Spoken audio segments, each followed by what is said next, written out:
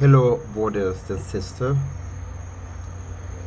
Today, I do want to come up with a new video, but we always talking about the former President Donald Trump, and I hope you guys taking this seriously. And I always say I don't know how much can he take. Guy, if you look at him, you're gonna listen to the video. To me, it's really tough, and man.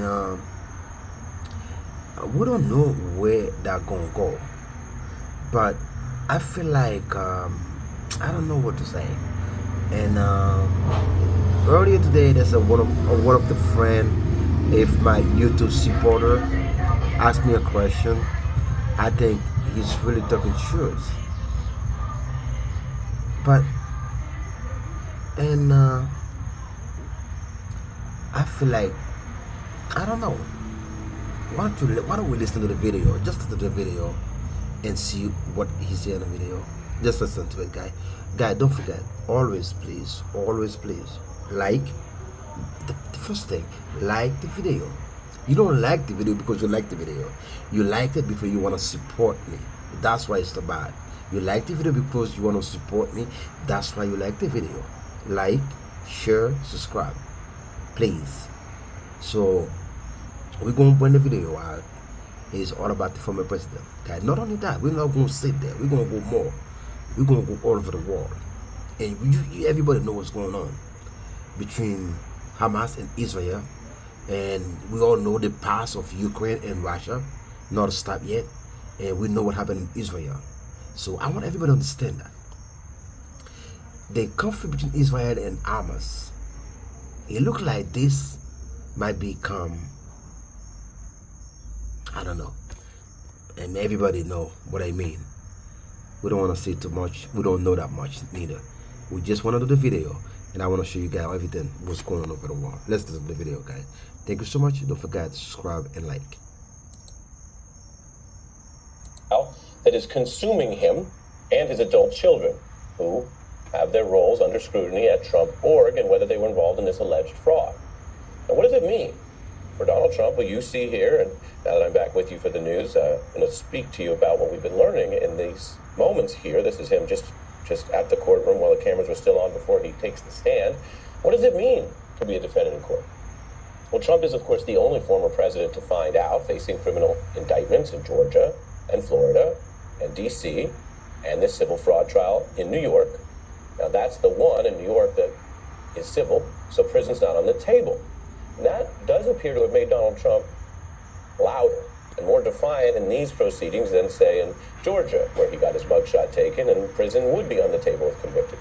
But the financial costs here would be higher than even the expensive criminal defense that Trump is mounting elsewhere. This fraud trial continues to grind forward with tough testimony for Trump and the organization that he founded that is named after him, his company, his brand, literally. The judge has repeatedly limited, cornered, or even outright rebuked defendant Trump's testimony. And remember, living in a mental health case, if you feel like there's a bunch of cases and we lose track of details, this fraud case, the one about whether he lies to make money, that if he were honest, he would not have the big, lucrative company that he's had for so many years, the fraud case has no jury. That's different than every other criminal case. So when defendant Trump acts or testifies in ways that hurt him, in this case with the judge, he's hurting his entire case. Now, I say that quite specifically because that's different than a case, for example, where you could imagine a defendant upsetting the judge and clashing. But if one juror agrees with the defendant or one juror thinks there's a reasonable doubt, it doesn't really matter that the judge was mad. Heck, sometimes you could argue it helped. That's not this case.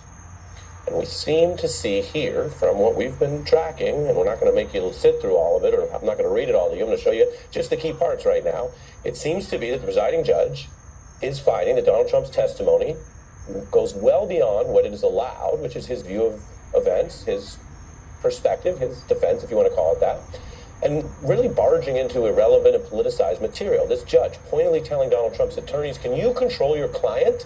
This is not a political rally. This is a courtroom. Later saying, I don't want editorializing. We'll be here forever. You got that right. And then ultimately instructing Trump on the stand to, quote, just answer the questions. No speeches. And going under oath is not an interview, and it's not a press conference. Those are processes that, if you just think about it, use the question and answer format, right? We know that. You see them ask the questions, and then you see the president or the politician answer or respond to the questions. But that format is where the speaker's largely in charge of the response. You can answer, you can deflect. You can give a long answer or a short one. Heck, in a press conference, sometimes they ask you something about some CIA operation, and you say, we're not answering that. We're not getting into hypotheticals.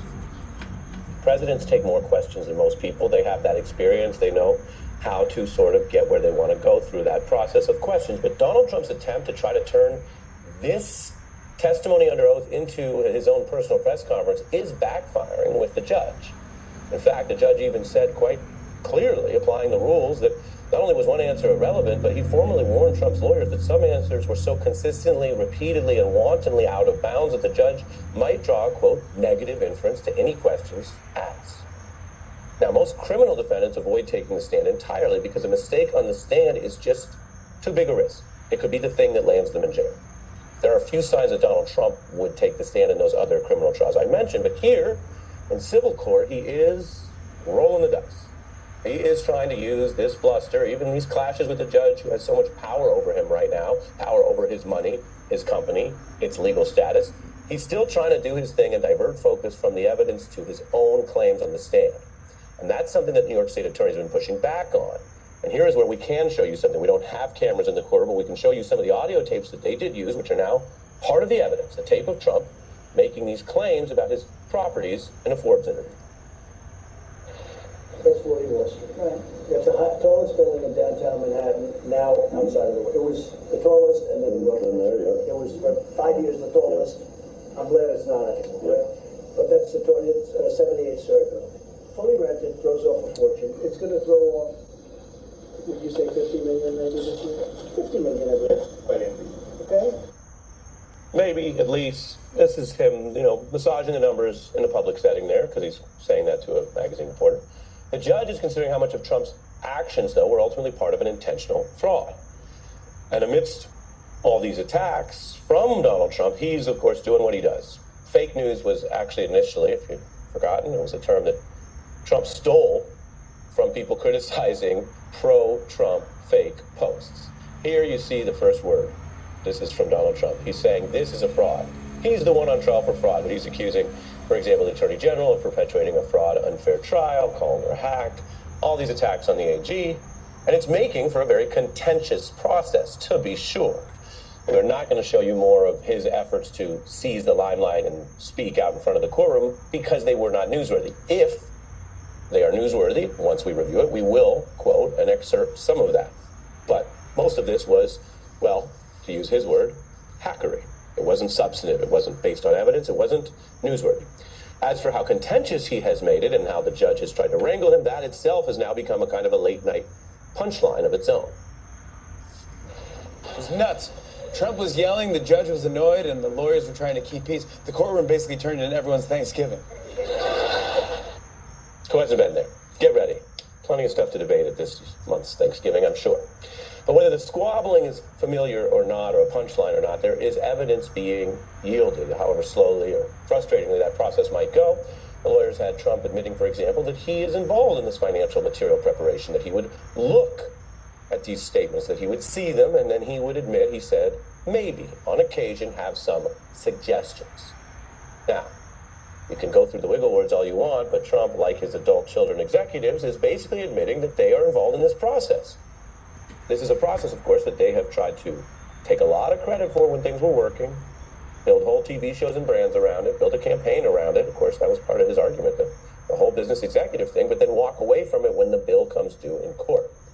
Now, what's next? The trial continues tomorrow with Ivanka Trump taking the stand. She memorably testified about her father's actions when Congress was investigating the insurrection. This is some of that deposition video you might recall. And again, we keep it real around here, so I'm going to tell you what we know, at least about her past testimony, as everyone gets ready for what she'll say under oath tomorrow. Ivanka, unlike some figures in Trump's orbit, has been willing to talk publicly. However, she usually does so without revealing very much. Passion, work, family business. This is a lot of what we have been processing here in the past when we've heard Ivanka and others try to big up and spin the business. The question now is whether the spin is allowed, has crossed a line, or has turned into an ongoing group fraud that could ultimately take a lot of money out of the Trump organization. Does Thinking about going solar, but not sure.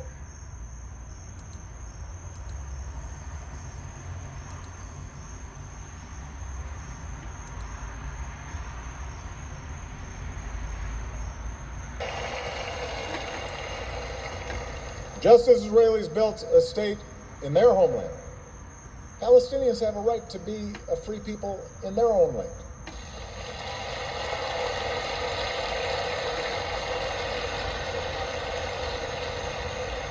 You know, I'm going off script here for a second, but before I came here, I met with a group of young Palestinians from the age of 15 to 22.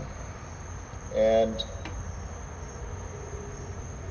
talking to them, they weren't that different from my daughters. They weren't that different from your daughters or sons. I honestly believe that if any Israeli parent sat down with those kids, they'd say, I want these kids to succeed. I want them to prosper. I want them to have opportunities just like my kids do. I believe that's what Israeli parents would want for these kids if they had a chance to listen to them and talk to them. I believe that.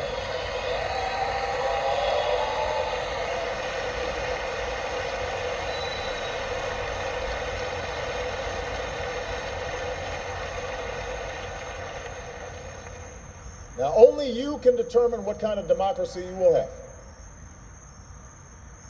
But remember that as you make these decisions, you will define not simply the future of your relationship with the Palestinians, you will define the future of Israel as well.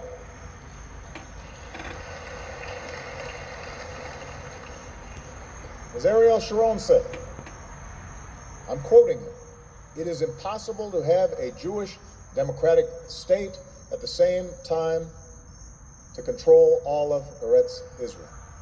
If we insist on fulfilling the dream in its entirety, we are liable to lose it all."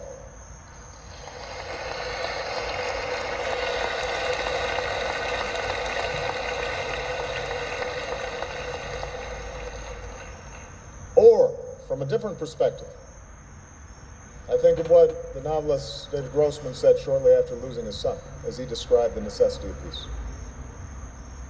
A peace of no choice, he said, must be approached with the same determination and creativity as one approaches a war of no choice.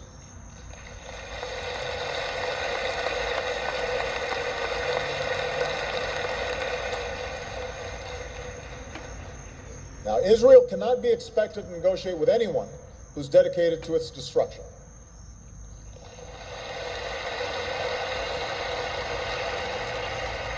But while I know you have had differences with the Palestinian Authority, I genuinely believe that you do have a true partner in President Abbas and Prime Minister Fayyad.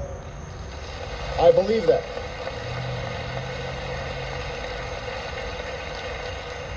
And they have a track record to prove it. Over the last few years, they have built institutions and maintained security on the West Bank in ways that few could have imagined just a few years ago. So many Palestinians, including young people, have rejected violence as a means of achieving their aspirations. There's an opportunity there. There's a window. Which brings me to my third point. Peace is possible. It is possible.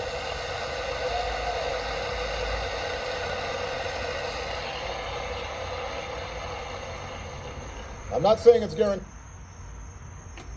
Well, I do agree with the former President Barack Hussein Obama. And I believe peace is possible. It's better to have peace than fight. And if you look at them, those two countries, it's like brother, sister, father, mother. And then I believe it's better to find a solution to win peace than fight each other. I do believe in the former president say I think they should find a solution for peace. War is it's always the lowest people that suffer. The people try to bring food to the table for their family, for their kid, try to bring their kid to school. They're the one who suffer. The people who are in charge or whatever is that they never had a problem to go out because they have all kind of type of security to secure them. But a lot of them people who's working low class family try to work hard to survive. They're the one who suffer. But I think the world they need to come up with like a solution, one peace. It stop the war. It stop the fight. And then remember, we brothers and sisters. We don't need war every day, fight every day. And please, they should come up with a solution because it's not happen in middle class. It's not happen then, and they suffer. They're the one who suffer. They're not the one who caused it, but they're the one who suffer. And I hope pretty soon Israel and Hamas, whoever is there to Palestine, and they come up with something like a solution, not the war or fight. And I believe is this fight is still going on. If I bring the whole war to a fight, and because everybody want to say World War III, if you like, if it's not a stop, it would bring us to World War III, the conflict between Israel and Hamas. Please try to find a solution. The solution is better. It's helping the whole war. So it stop the war and bring solution. Guy, I'm gonna let you listen to the video. And I don't try to stop it, but I really want to listen to what the former president had to say. That's why I bring it to you. Let's move on to the next one. Congress must take action. The administration must take action. The world must take action. Today, 3 weeks after Hamas's barbaric attack against civilians in Israel, which began this war, many hundreds of thousands of innocent men, women, and children in Gaza are on the brink. Over the past 3 weeks, it is estimated that some 8,000 people in Gaza have been killed in bombings, including more than 3,000 children. Guys, this is the U.S.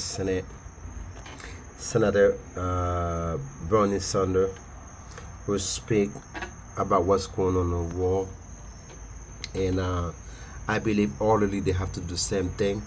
They speak, condemn what's going on in the war. That's not what the war want.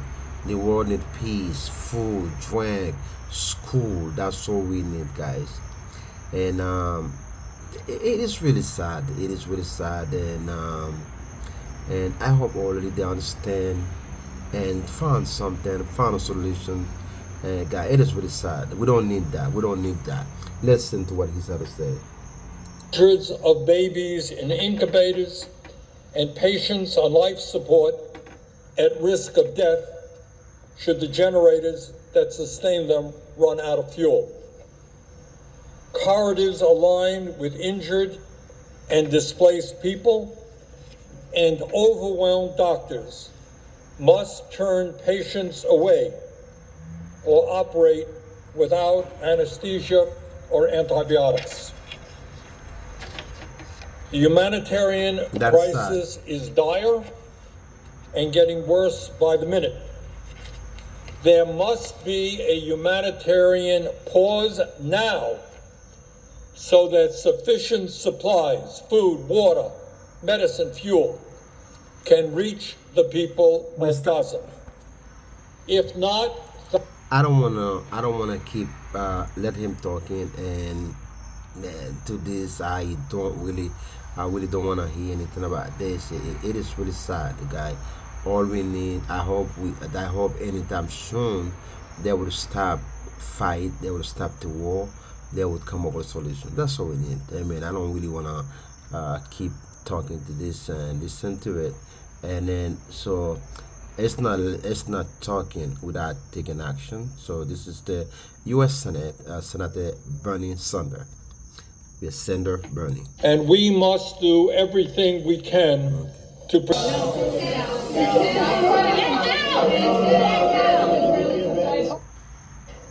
Now, Biden responded to the protester saying, quote, "I think we need a pause. A pause means give time to get the prisoners out," Biden said, per Pool reports. Meanwhile, while Biden has stood firmly in his support of additional military funding for Israel and has refused to call for a ceasefire, 66% of Americans support a ceasefire, and between 41% and 64% of Americans support sending weapons or military aid to Israel, depending on which poll you consider. On Tuesday, Colombia and Chile recalled their ambassadors to Israel, while Bolivia said Israel's attacks on the Gaza Strip caused it to break diplomatic ties with Israel altogether. At a press conference, Bolivian Deputy Foreign Minister Freddy Mamani said Bolivia decided to break diplomatic relations with the Israeli state in repudiation and condemnation of the aggressive and disproportionate Israeli military offensive taking place in the Gaza Strip. According to Reuters, Colombian President Gustavo Petro said the attacks on Gaza were a massacre of the Palestinian people on Twitter and argued it's called genocide. The head of state who carries out this genocide is a criminal against humanity. A state. And I think once you learn that history, it becomes very easy to be critical of what Israel's doing today. Well, right. Certainly the Jewish people protesting in favor of peace. I mean, peace is a noble goal. Peace is a goal everyone supports.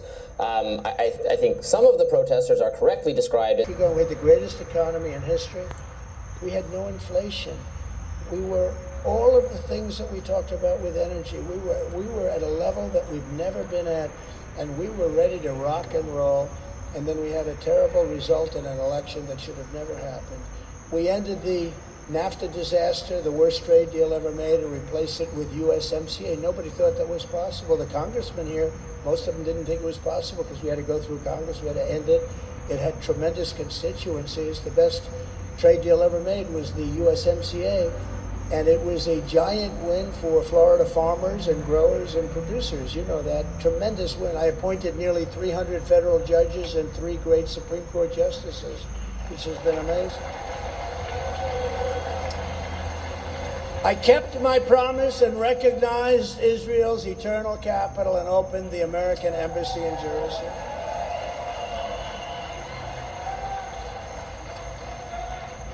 I also recognized Israeli sovereignty over the Golan Heights. And really, probably most importantly, but they did nothing with it, I withdrew from the disastrous Iran nuclear deal, but they were supposed to do something with it. And you could have, because Iran didn't have any money. For 4 straight years under the Trump administration, I kept America safe, I kept Israel safe, and I kept the entire world safe. We were safe. We had nothing. This is shocking, what's going on. What's going on now is shocking. All over the planet, our enemies knew that if you try to kill our citizens, we will kill you. If you spill a drop of American blood, we will spill a gallon of your blood. That's what it was. And it wasn't a threat. That was just the way it was going to have to be. And we do it because we want to make sure that we're not starting wars. We didn't have to start wars. In the debate with beautiful Hillary Clinton, she said, "Look at him. Look at the way he talks. He's going to get us into wars. He's going to start World War III." And I said, no. It's the way I talk that will keep you out of World War III.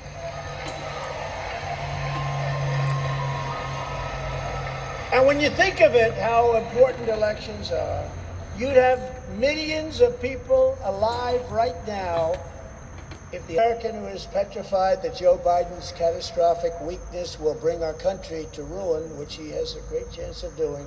It's close to that anyway, close to economic ruin. I make you this promise as your president, and nobody else can say it. I will restore peace through strength, and yes, I am the only one that will prevent World War III, because we are very close to World War III. And I know all the players. I know them all. I know them all, every one of them. We will prevent And this won't be a First World War, a Second World War. This will be obliteration, because the level of power, of weaponry, of power, you've never seen anything like. You don't want to see it. You don't want to see it. When they talk about global warming, because in 250 years our ocean's going to be 1/100 of an inch higher.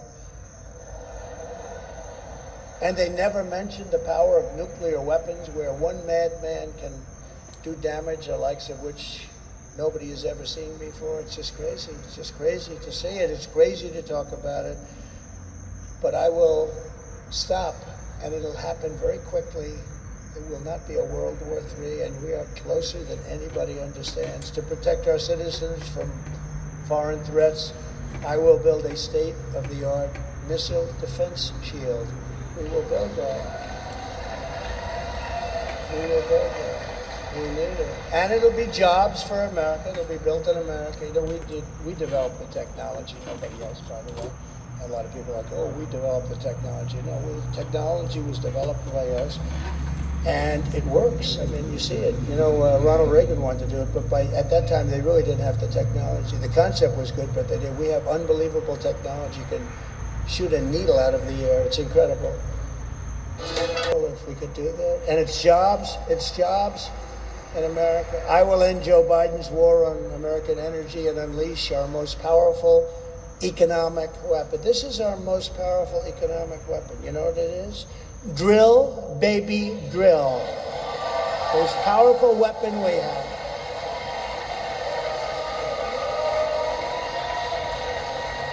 We will stop Joe Biden's inflation disaster, and we will rebuild the greatest economy in the history of the world with tax cuts, regulation cuts, energy price cuts, and interest rates cuts like you've never seen before. You know, we had a 2% interest rate, and now it's 8, 9, and 10%, and you can't get the money anyway, so what difference is there? Nobody's buying houses anymore. And unlike Ron DeSanctimonious, I will always protect Social Security and Medicare for our great seniors, because Ron wanted to obliterate Social Security, and he wanted to raise the minimum age to 70 or even 75.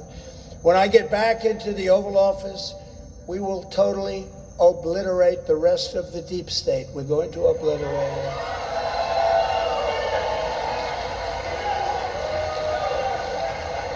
And we will together restore law and order in our country. We will completely overhaul the DOJ to investigate every Marxist prosecutor in America for their illegal, racist, and reverse enforcement of the law. And on day one, I will also sign a new executive order to cut federal funding for any school pushing critical race theory, transgender insanity, and other inappropriate racial, sexual, or political content on our children. And I will not give one penny to any school that has a vaccine mandate or any mask mandate. We're not kidding. Wow, and you don't stop talking. Mask mandates. And incredibly, that I even have to say this because it's so ridiculous that it could even be a subject, I will keep men out of women's sports. And just as I did for 4 years very successfully, nobody's done it like I did, I will fully uphold our great Second Amendment. I will fully uphold. And I will continue to protect innocent life. We will restore quickly free speech, and I will totally secure our elections so catastrophic results like we had cannot be had again. That can't have. To have a great country, you need borders, and you need free and clear and beautiful elections, and we don't have either. This is what we must do in conclusion to restore our country to greatness. The USA is a mess. Israel is under attack. Our economy is cratering like we haven't seen before. Inflation is out of control. China, Russia, Iran, and North Korea formed together as a menacing and very destructive force. Our currency is crashing and will soon be the world's standard gone. It'll be gone. It'll be absolutely no longer the world standard, which will be the greatest single defeat of our country in over 200 years. If that happens, we will indeed be a third world country. None of these things, thank you, will ever happen with me, not even a little chance. Just like Russia would have never invaded Ukraine, China would not even have thought about raiding Taiwan, and the attack. Okay, here what's happened. Let's see. Let's see what happened here. Okay. Let me think it. Let me know. I mean, do you guys believe the former president Donald Trump will be re-elected as the president of the United States again? I want you guys to let me know, what do you think about it? And then they keep telling him, stop talking about the election being stolen, but he don't stop. It doesn't matter what they do, it doesn't matter what they say, he don't stop. After and over, he keep repeating the same thing. So I'm still thinking, do you guys think Mr. Trump might have a second chance or a second term as the president of the United States again? I want to know what everybody thinking. Please give me a feedback. Let me know. Are you believe he will become president of the United States again? Guy, I'm honest with you. I do download a lot of video about him, but I'm still confused. I'm confused. I'm really confused. I don't understand it. What's going on really? And then why he been through all this thing? Now his whole family now is getting involved. His whole family has to testify on their own. I mean, I just don't understand what's going on here. What's the freedom? What's the freedom here? And then more he keeps talking about it, there's more problem he had. More, I mean, it's a big worry. I mean, on his family. I mean, I just don't understand what's going on here in the United States. I don't understand. And #1 country on the world, it should be #1 example of the world, but I'm confusing. Going to win a war against Russia. The United States and European officials have begun quietly talking to the Ukrainian government about what possible peace negotiations with Russia might entail to end the war. That's according to one current senior U.S. official, one former senior U.S. official via NBC News. Now, those conversations have included broad outlines of what Ukraine might need to sacrifice in order to reach a deal with Russia. The talks reportedly began amid concerns among U.S. and European officials that the war had reached a stalemate and concerns surrounding the United States' ability to continue providing aid to Ukraine. Entrepreneur Arnaud Bertrand wrote on X, "Of course people will be told that it's not a defeat, merely a stalemate, that NATO comes out of it reinforced with additional members, that it's Ukraine or Zelensky's fault anyhow, blah, blah, blah. But the crux of the matter is NATO defined an extremely clear objective, which was to drive Russians back to pre-invasion lines." To directly quote Anthony Blinken, "And that failed miserably despite their unprecedented efforts, which means that the West is much less powerful than they thought they were. They just couldn't collectively defeat Russia." Ukrainian President Volodymyr Zelensky recently gave these fiery remarks on his country's fight against Russia. "I have a lot of power, but even feeling strong and have a lot of energy, it doesn't mean that we want to fight all our life, because the price is high, like I said, because the war takes the best of us, the best heroes, the best men, women, children. That's it. But we are not ready to give our freedom to this terrorist Putin. That's it. That's why we are fighting." So there's been some reporting for a few days now that Zelensky feels neglected despite Janet Yellen, Treasury Secretary's assurances that we have enough money to fight both wars, it just doesn't seem like there is perhaps the budget or the political appetite to do so. And yeah, go ahead. I was just going to say we're in the exact position that you and I, and we're not alone in this, a lot of other people predicted Ukraine would find itself in at about this time. It would find itself in a position where it is no closer to winning this battle against Russia than it was at any other point. In fact, it's farther away from that goal. That they have depleted, and forget about, we could supply them all the weapons on Earth. They're going to run out of people to actually fight with the weapons. Russia is still committed to this. It's not giving up. There's no chance, very little chance, of Putin's regime suddenly being toppled because of discontentment from within. In fact, the effort to do that by the Wagner Group was soundly stopped, and then the leader of the Wagner Group was exploded somehow, mysteriously, in a plane. So this is a situation we knew we would come to, a situation where Ukraine and Russia need to negotiate, and there needs to be some concessions on both sides. Ukraine's going to have to make perhaps a territorial concession, and that's what many advocates of peace and skeptics of U.S. involvement were saying from the get-go was what was going to happen. So if we're getting to that point anyway, when do we admit we should have started from there, or we should have quickly pivoted to there if there's actually a threat to Kyiv and we repulsed it? Wow.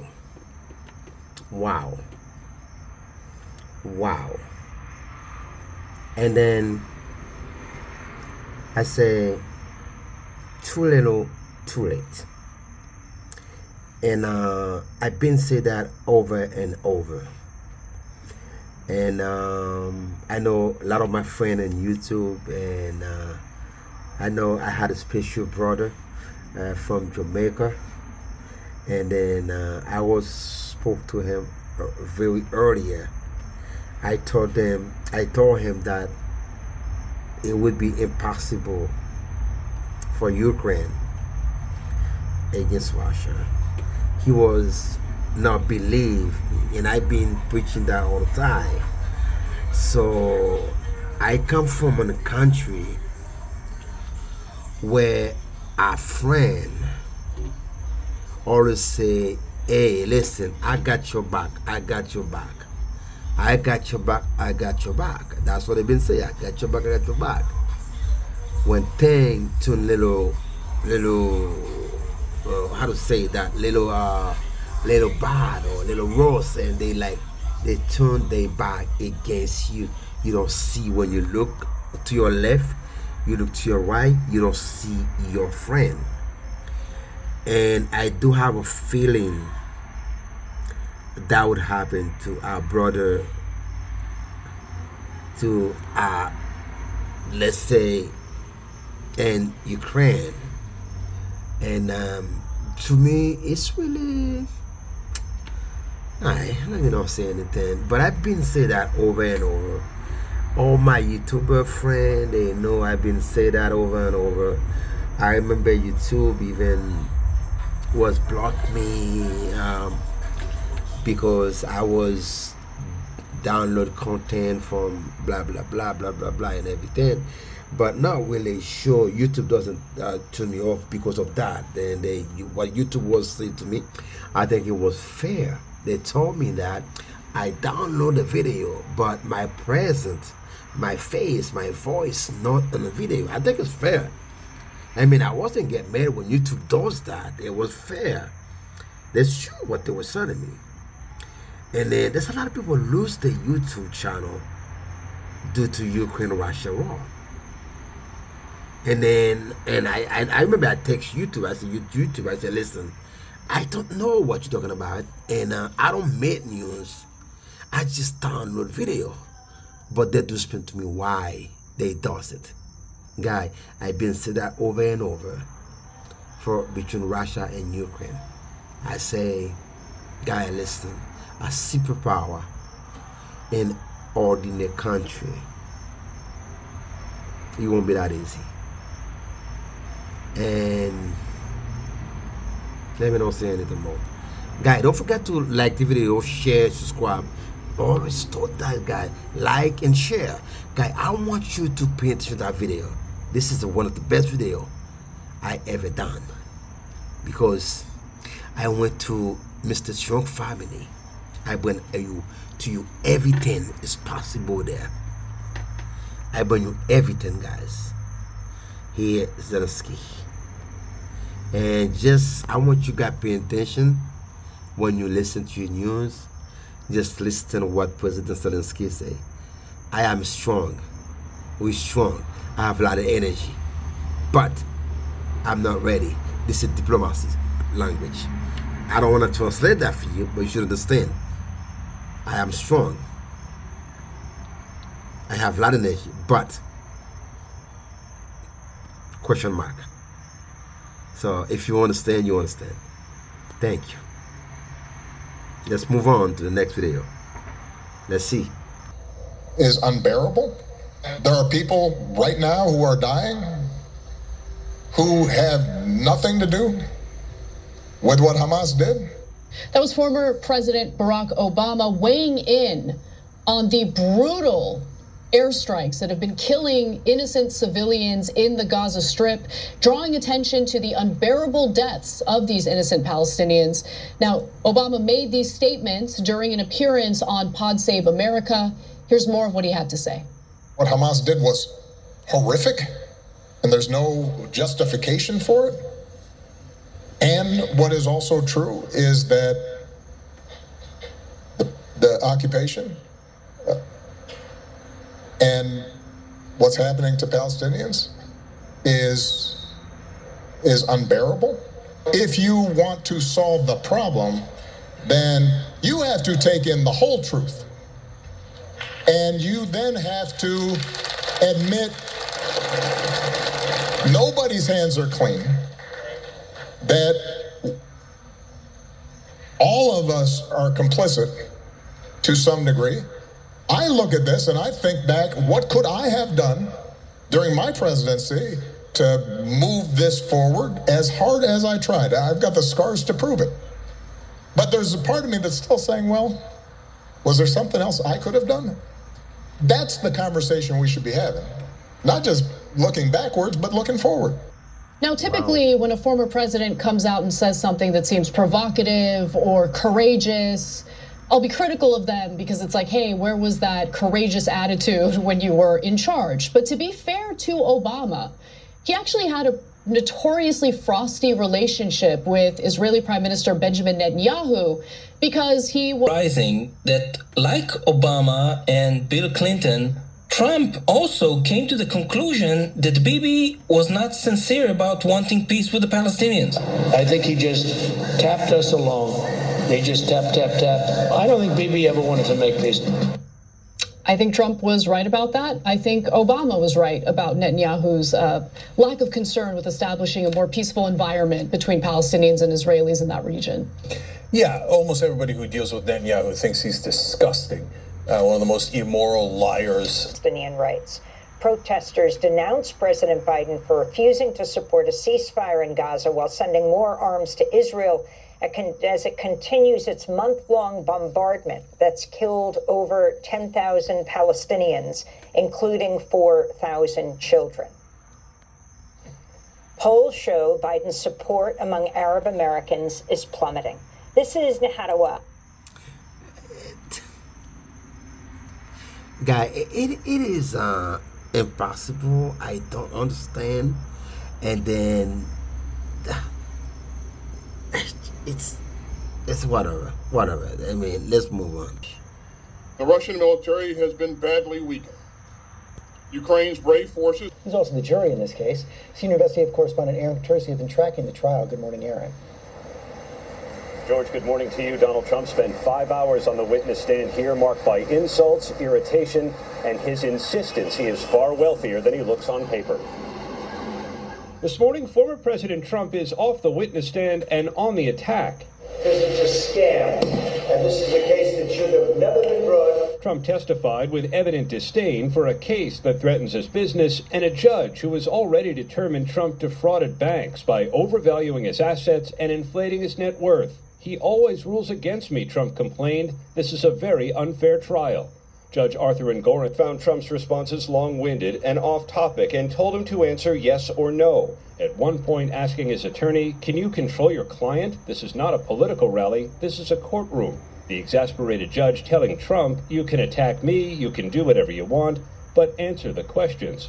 Far from inflating his net worth, Trump insisted he's worth billions more than his financial statements indicated. And he said banks didn't care about the statements anyway. They were just something that you would have. Trump deflected any blame to his accountants, but also acknowledged his own role in preparing those statements. "I would see them, and I would maybe on occasion have some suggestions." And he conceded some of his properties were valued incorrectly, like his Trump Tower triplex, listed at 3 times its actual size, and his Seven Springs estate north of New York City, listed at 10 times its assessed value.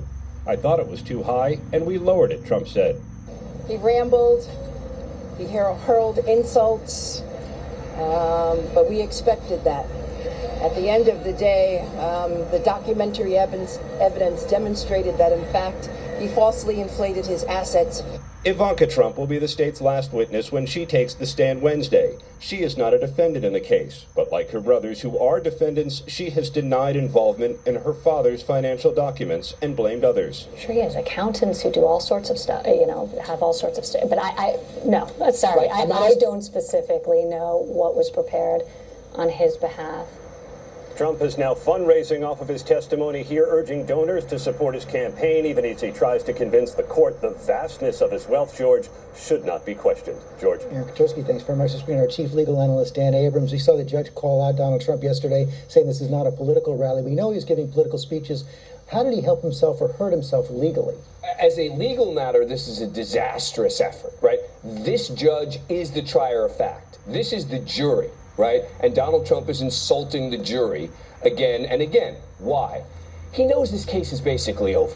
The judge has already determined that there was fraud. There's some additional counts at issue. The real question is what's the punishment going to be? But he is playing in the end to the appellate court, meaning he's hoping that this judge lashes out. He's hoping that this judge does things that he'll be able to use on appeal. So I think that when it comes to this judge and this ruling, the Trump team is basically thrown in the towel. What could the penalties be?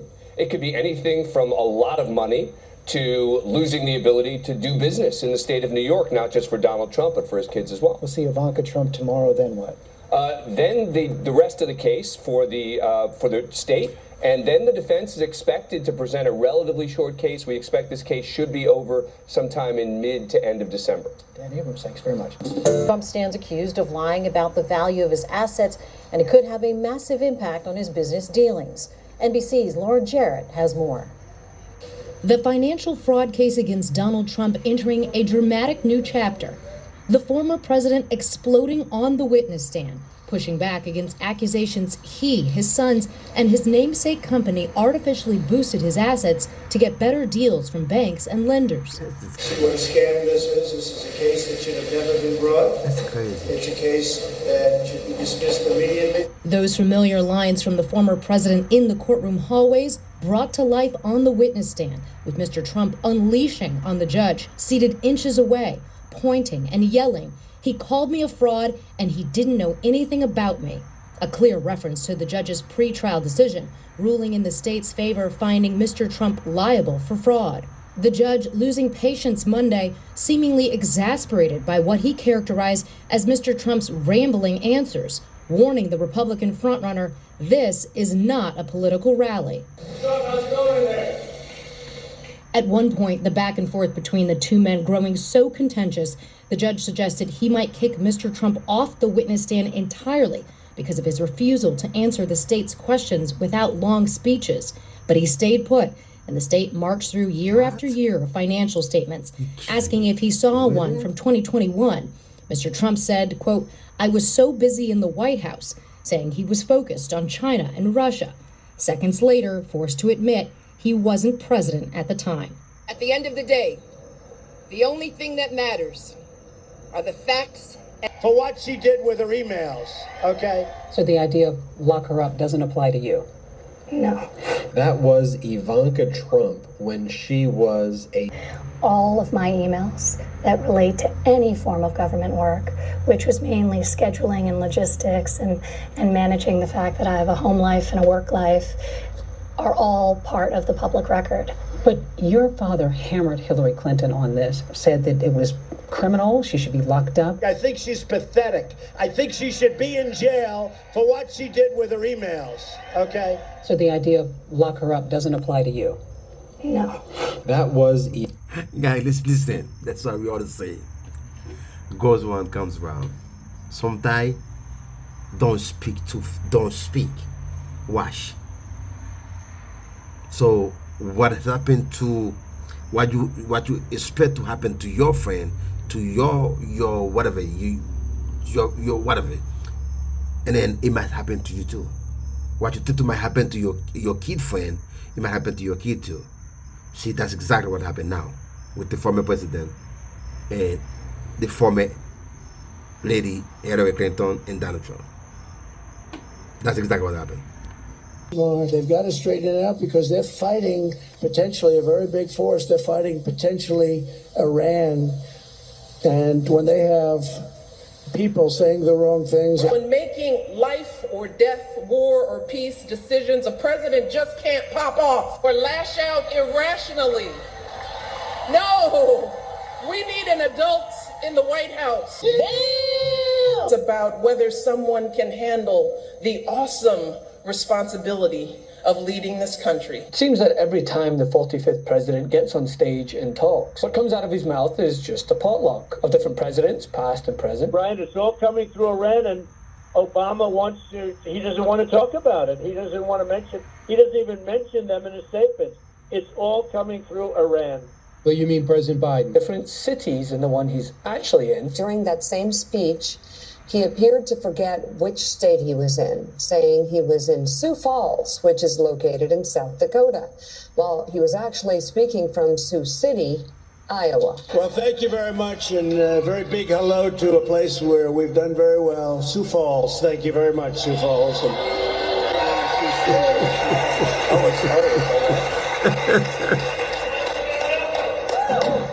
So, Sioux City, let me ask you, how many people come from Sioux City?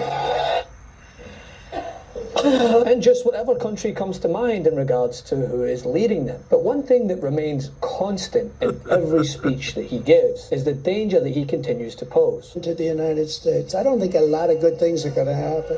And I will implement strong ideological screening of all immigrants. If you hate America, if you want to abolish Israel, if you don't like our religion, which a lot of them don't, if you sympathize with jihadists, then we don't want you in our country, and you are not getting in, right? The same inflammatory language that he successfully ran on in his first term, whether it be Muslim bans that he implemented. Day one, I will immediately restore and expand the Trump travel ban. Remember when they said, oh, that's so vicious? Or the idea of unifying around one religion. That religion, if you asked him to explain, would probably sound something like this. I think it's just an incredible, the whole Bible is an incredible, I joke very much so. They always hold up the Art of the Deal. I say my second favorite book of all time. But humor aside, in such a volatile time, it is not what is needed in the White House. And nobody has articulated this better than former First Lady Michelle Obama. In a segment plucked from the BBC that has since gone viral, Michelle Obama spoke on the need for level-headedness and rationality in regards to the ongoing issues around the world. And while she didn't necessarily name names,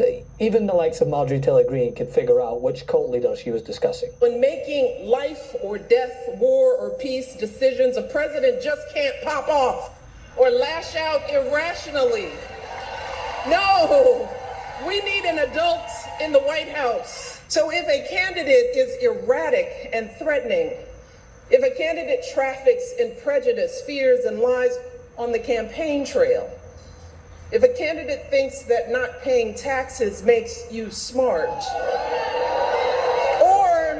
that it's good business when people lose their homes, if a candidate regularly and flippantly makes cruel and insulting comments about women, about how we look, how we act, well, sadly, that's who that candidate really is. Because we know that being president isn't anything like reality TV. It is not an apprenticeship. And it is not just about fiery speeches or insulting tweets. It's about whether someone can handle the awesome responsibility of leading this country. Now, I highlight the continue to rise regarding the US stance on issues around the world, like the Israel-Palestine conflict, the ongoing war in Ukraine. There seems to be this bizarre shift that this man would somehow be a better fit to lead the US in regards to their foreign policy on these issues. And I don't say this lightly or to stoke fear. I mean,